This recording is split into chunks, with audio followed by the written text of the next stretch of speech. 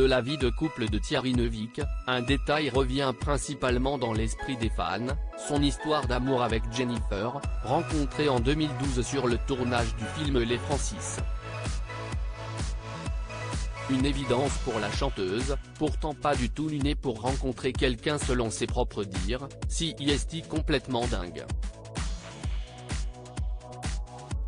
Cela s'est fait de fil en aiguille, on ne s'est plus quitté. Tout était tellement évident, avait-elle admis.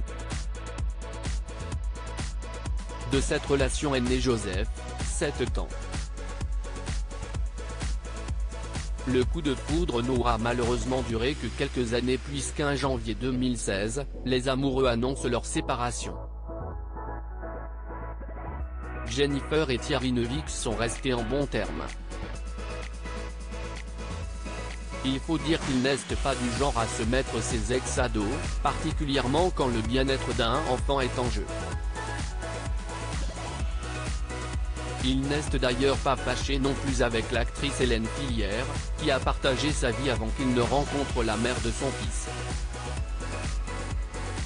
Les deux s'étaient donné la réplique dans le film Les Papas du dimanche de Louis Becker, le seul et l'unique avant la séparation en 2011. Thierry Neuvik est certes tombé amoureux de Jennifer et devenu papa grâce à elle, mais il est, aux dernières nouvelles, célibataire. Hélène Filière a quant à elle refait sa vie avec Mathieu Tarot, un célèbre producteur à qui l'on doit notamment Volontaire, dans lequel la comédienne a joué, mais aussi Gemma Bovary, Un homme pressé et L'Hermine, 3 films incarnés par le grand Fabrice Lucchini.